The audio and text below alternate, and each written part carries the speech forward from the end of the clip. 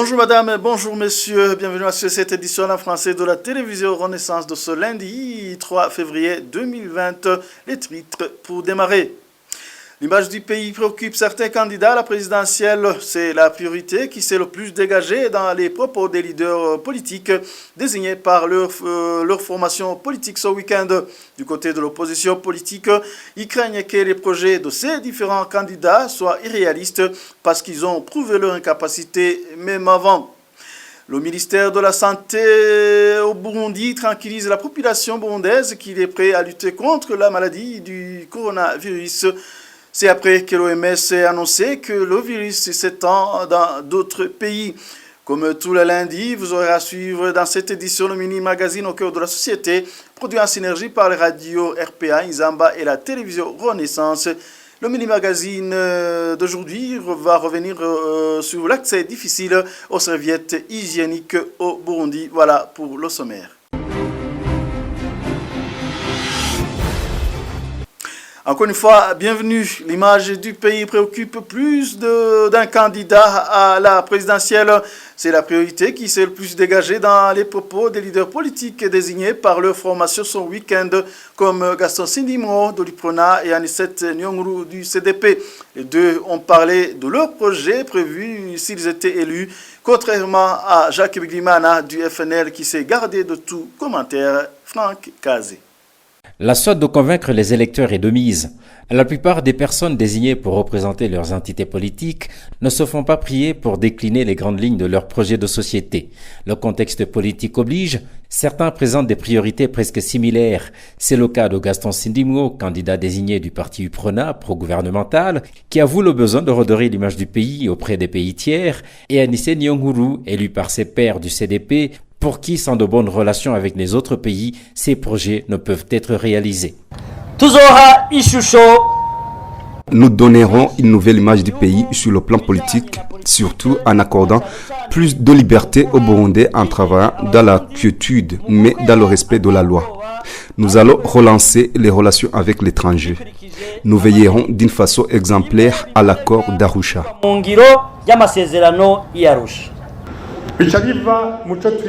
Cela viendra de ce qu'on appelle relance de la coopération internationale. Cela signifie reprendre de bonnes relations avec les autres pays. Les bonnes relations avec les autres pays doivent être mises en avant.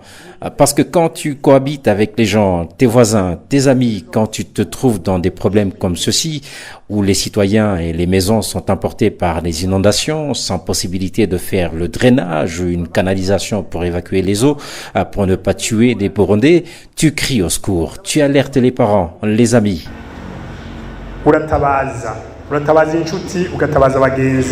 Mais d'autres comme Jacques Bigirimana, Botantouche, l'élu du parti FNL, indiquent qu'il est encore trop tôt pour parler projet de société.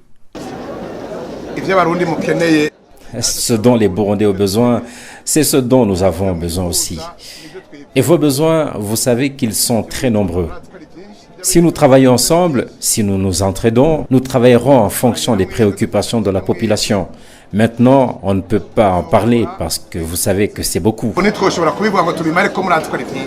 Gaston Sindimro, Anicette Nyonguru et Jacques Bigirimana complètent pour l'instant une liste d'une dizaine de personnes désignées par leur formation politique et leurs associations respectives pour les représenter au scrutin du 20 mai prochain. Reste maintenant le dépôt de leur candidature auprès de la CENI qui doit décider de la validité des dossiers. Merci à Franck Kazé. Les projets des différents candidats sont irréalistes. C'est l'analyse d'Emmanuel Nguerutse, ancien sénateur. Pour lui, aucun d'entre eux n'a de chance de passer. En ce qui concerne Gaston Sindimro, il a prouvé déjà son incapacité dans son fauteuil de premier vice-président, selon Emmanuel Nguerutse. Suivez. Ce qu'il n'a pas vu pendant les 5 ans qu'il est là en tant que vice-président, premier vice-président de la République, il ne pourra pas le faire après. Bah, il peut dire n'importe quoi, puisqu'il sait très bien qu'il n'en sera pas responsable, n'ayant aucune chance d'accéder à cette magistrature suprême. Mais ce qu'il faut savoir, c'est que le vice-président, le premier vice-président, a dans sa coordination le ministère des Affaires étrangères. Il aurait dû l'appeler, s'asseoir ensemble et voir comment le lancer, n'est-ce pas, les relations de bon voisinage et les relations de coopération avec les partenaires internationaux. S'il le fallait, s'asseoir ensemble à trois avec le président de la République et définir, n'est-ce pas, les moyens, les meilleurs pour arriver à cette fin. Ce qu'il n'a pas pu faire maintenant, ou alors il n'a pas aidé à le faire. Il aurait dû alors crier, lancer au secours, ou alors démissionner, parce que rester là, sans rien faire, ce serait faire ce que Charles de Gaulle a dit. Ils sont juste là pour occuper des postes, mais ne leur demandent pas de responsabilité. Des choses pareilles. Donc lui, ce qu'il dit n'engage que lui. Vraiment, il y a peu de crédit dans ce qu'il dit. Page santé à présent, le ministère de la Santé au Burundi fait savoir qu'il est prêt à lutter contre l'épidémie du coronavirus comme il a fait récemment pour l'Ebola. C'est après que l'Organisation mondiale de la santé a annoncé que le virus s'étend dans d'autres pays. Dans une conférence de presse qu'il a animée, Tade Ndikumana, le ministre de la Santé, parlait des mesures de prévention prises pour lutter contre le coronavirus. Suivez. Ici au Burundi, comme vous le savez bien, nous étions en train de lutter contre l'épidémie d'Ebola. Ce projet va nous aider un peu pour lutter contre le coronavirus. Ce virus a des symptômes presque similaires à l'Ebola. Une personne atteinte du coronavirus montre des symptômes grippaux. Ce que nous allons faire alors à l'aéroport de Bujumbura, nous y avons placé un instrument pour mesurer la température. S'il arrive qu'il y ait une personne qui dépasse plus de 37,5 degrés Celsius de la fièvre, cette personne sera soupçonnée comme atteinte du coronavirus. Dans ce cas, on la conduira à l'hôpital Prince et Régent Charles où elle sera mise en quarantaine pendant au moins 14 jours pour la surveiller afin d'éviter de contaminer les autres.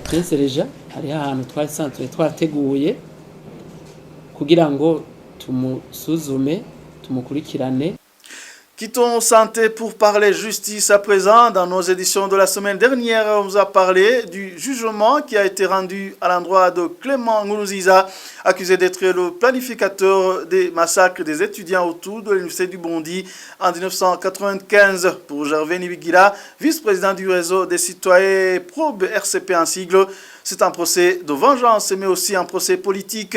Gervais Nibigila précise que le pouvoir en place veut montrer qu'il est capable de traiter les dossiers que les autres pouvoirs n'ont pas fait suivre. Comme c'est un procès de vengeance, c'est un procès politique. On se souvient que Clément Nkurunziza était le président de la CER en 1995. Il était parmi les dirigeants de la CER, même si ce n'était pas le dirigeant pendant la période où ces étudiants ont été tués. Mais aujourd'hui, alors, c'est le moment de montrer aux victimes de 1995 et Clément qui a commandité l'assassinat de ces jeunes étudiants qui étaient à l'université. Il faut se souvenir que parmi les dégâts actuels, il y avait ceux qui étaient à l'université de Burundi qui ont été victimes, qui ont échappé de justice pendant cette tragédie. Donc il faut le dire, il y a eu l'assassinat des étudiants à l'université de Burundi. Alors aujourd'hui, ce procès, c'est pour montrer alors qu'ils sont capables de venger les leurs, de venger ceux qui ont tué les leurs. Donc cela, et c'est dans le prolongement de ce que fait aujourd'hui la Commission Vérité et Réconciliation. Aujourd'hui, il y a cette façon de déterrer les corps des qui ont été assassinés pendant les crises qui ont eu au Burundi. Mais aujourd'hui, si vous voyez ce qui se fait, c'est d'une part de l'opération. Nous savons qu'il y a eu beaucoup de crises, il y a eu beaucoup de massacres au Burundi, que ce soit depuis 65, il y a 72, il y a 28, il y a 93 et les années qui ont suivi. Mais aujourd'hui, si on analyse ce qui se fait aujourd'hui, c'est qu'on déterre les corps qui ont été assassinés en 1972. Et cela, c'est pour révéler, c'est pour montrer qu'aujourd'hui, leur politique, c'est de venger, c'est de montrer qu'ils sont capables de faire ce que les autres n'ont pas fait pendant leur exercice au pouvoir. C'est un procès politique, mais aussi c'est un procès de propagande et de vengeance ethnique. Poursuivons cette édition par cette brève. Les 4 reporters du groupe de presse Iwachu totalisent ce lundi 105 jours d'incarcération. Jeudi dernier, ils ont été condamnés de 2 ans et demi de prison et d'une amende d'1 million chacun par le tribunal de grande instance à Bubanza. Le chauffeur, lui, a été acquitté. Pour rappel, ils ont été arrêtés le 22 octobre dernier à Bubanza. Ils se rendaient en commune de Musigati pour un reportage sur les affrontements qui opposaient les rebelles et les forces de l'ordre. Christine Kamikazi, Agnès Ndirusa, Trans Mozenzi et Gide Harimana sont accusés de tentative et d'atteinte à la sécurité intérieure de l'État. Pour cette édition, en donnant à présent la place au magazine Défi de chez nous, produit en synergie par les radios RPA, Inzamba et la télévision Renaissance. La visibilité de la coalition spéciale des enseignants pour la solidarité nationale a commencé avec son assistance aux sinistrés de la disette en 2017 aux habitants de certaines communes de la province de Kirundo et Karoussi. Son évolution, cependant, n'a pas plu à une partie des syndiqués qui doutent de la crédibilité de certains leaders syndicaux, les accusant qu'ils sont de mèche avec le régime. En conséquence, ces derniers estiment qu'un syndicat géré par le pouvoir ne peut pas être indépendant et capable de défendre les intérêts des membres. Défi de chez nous, c'est avec Révérien Bazikamui. C'est un véritable conflit après qu'une partie des membres des syndicats ait nié l'adhésion au sein de la coalition Kosesona.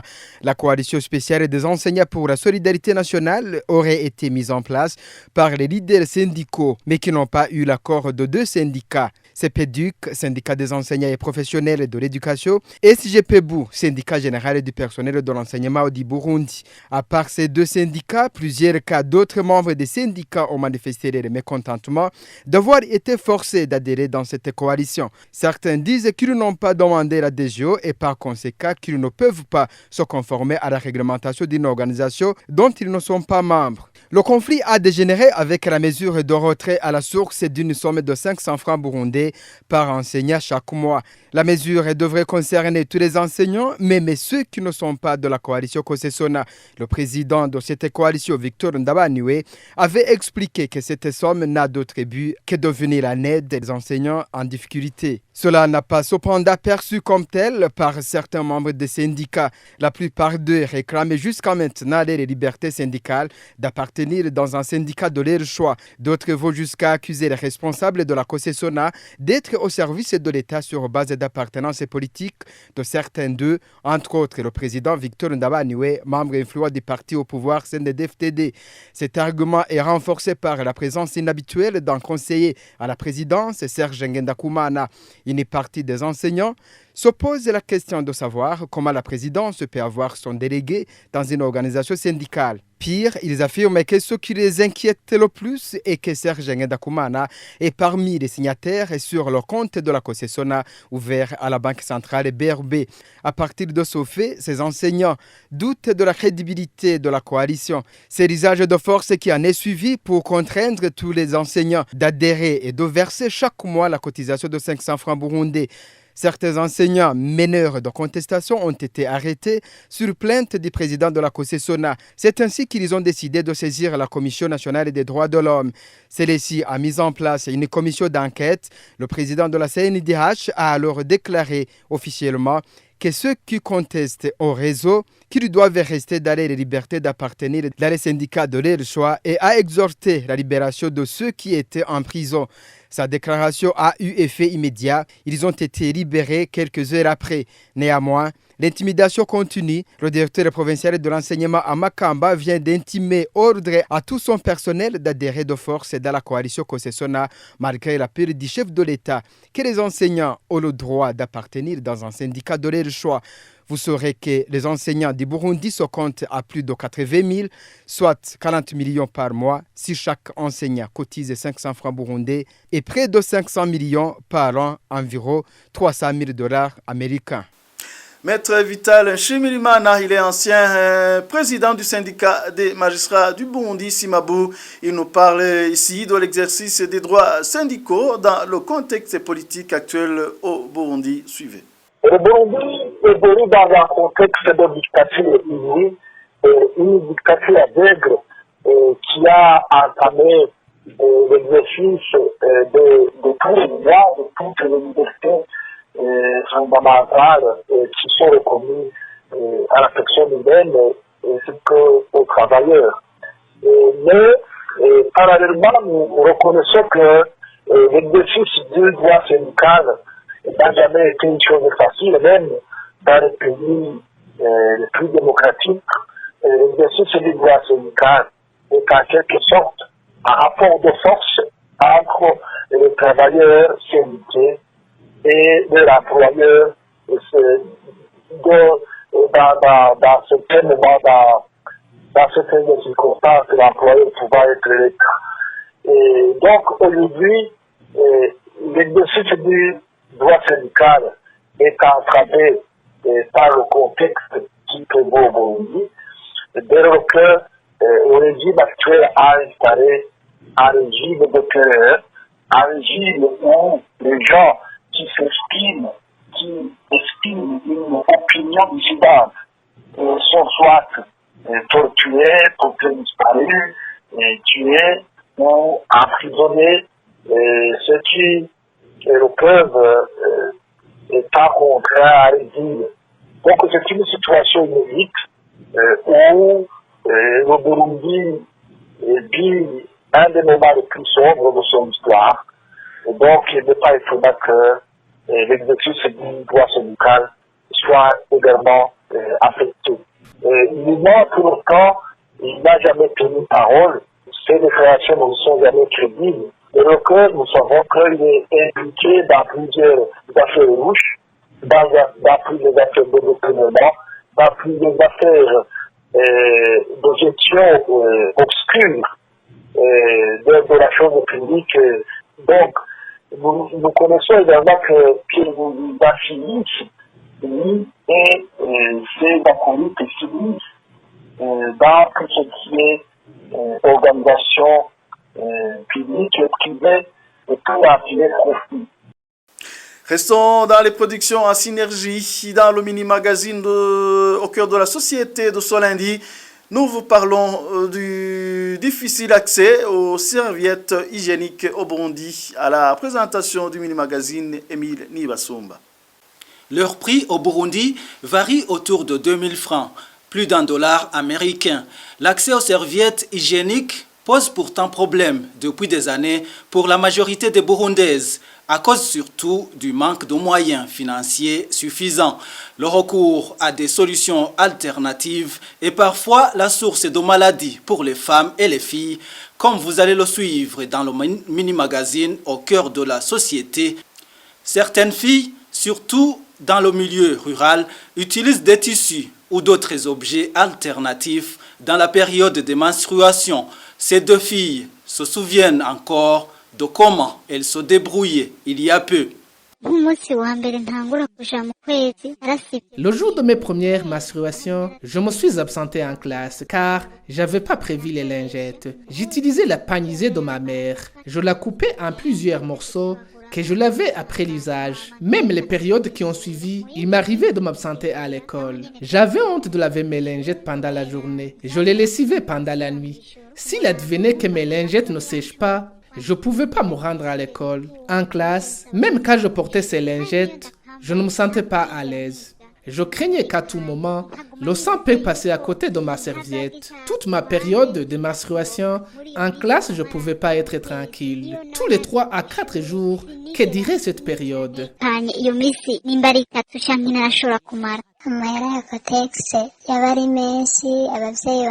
Les serviettes hygiéniques coûtaient très cher. Mes parents n'étaient pas capables de m'en acheter chaque mois. J'utilisais les morceaux de pagne. Je mettais ensemble 2 ou 3 morceaux. Mais comme ces morceaux de pagne n'étaient pas appropriés, j'avais toujours la crainte de tacher mes habits. En classe, des fois, il m'est arrivé de tacher mes habits. Mes camarades de classe se moquaient de moi et j'avais honte. Le recours à ces solutions alternatives n'est pas toujours sans danger, comme l'explique Dr Alain Chimirimana. Ces moyens, d'abord, surtout pour nos femmes avec une vie sociale précaire, ce sont des moyens à risque parce que lors de la période des règles chez la femme devient tellement vulnérable aux infections parce que le sang qui sort est un bon moyen de prolifération bactérienne, surtout chez la femme. C'est pour dire que ces moyens qui ne sont pas propres, qui ne sont pas stériles, qui sont utilisés, apportent ces microbes et ces microbes trouvent une opportunité pour pouvoir pousser dans son milieu. Le premier signe qui va énoncer que les moyens d'usage lors de l'hygiène intime chez la femme ont généré des conséquences, ce sont ces mauvaises odeurs qui sont souvent dégagées par les femmes et qui sortent des organes intimes de la femme, mais qui malheureusement sont souvent considérées comme normales pour la plupart de nos femmes rurales. Les conséquences immédiates en cas d'usage de ces moyens sont les infections vaginales, vivo-vaginales. Et malheureusement, ces infections peuvent ne pas s'arrêter là-bas ou monter jusqu'au niveau des trompes et entraîner des infertilités. La plupart des infertilités ou bien des stérilités féminines découlent des infections urogénitales chroniques qui n'ont pas été soignées ou qui ont été mal gérées au cours de leur vie. Il y a plus de 3 ans, l'organisation SACODE a initié la fabrication de serviettes réutilisables au Burundi, mais c'est loin d'être suffisant. Selon une étude menée par cette organisation en 2016, plus de 75% de Burundaises ne pouvaient pas avoir accès à une serviette hygiénique. Et selon l'UNICEF, seulement 17% des élèves peuvent avoir accès aux serviettes hygiéniques au Burundi. C'est ce que rapporte la communauté des blogueurs Yaga. Ces blogueurs ont d'ailleurs lancé une campagne de sensibilisation pour la détaxation des serviettes au Burundi pour que leur prix baisse, à défaut d'en distribuer gratuitement. Dacia Munezero a accordé une interview à Africa News sur la campagne. Nous avons donc lancé cette campagne pour demander au gouvernement, à tous les décideurs concernés par la question, de faire en sorte que les serviettes hygiéniques qui entrent dans le pays, qui sont importées, soient détaxées, à défaut d'être données gratuitement, pour que leur prix baisse considérablement.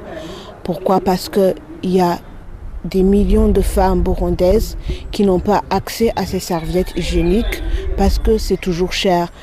Et c'est très important parce que c'est quelque chose qui touche toute femme, riche ou pauvre, à partir de la puberté. Donc c'est quelque chose de primordial que le gouvernement doit traiter.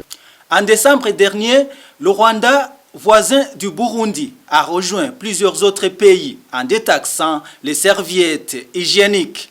La taxe sur la valeur ajoutée de 18% a été supprimée pour ces produits. Dans ce pays, un accent particulier a été également accordé à l'hygiène des filles dans les établissements scolaires. Explication de Bertrand Ngendakuriyo de la radio Inzamba. Au Rwanda, la plupart des écoles possèdent aujourd'hui des pièces pour filles, selon certains responsables scolaires. Ces pièces sont dotées d'un dispositif qui permet aux élèves filles en menstrues d'avoir gratuitement accès aux serviettes hygiéniques et autres matériels nécessaires pour faire leur hygiène corporelle. Dans une pièce pour filles, on trouve un lit, une douche, du savon, de l'eau et surtout plusieurs sacs de serviettes hygiéniques et des sous-vêtements de rechange.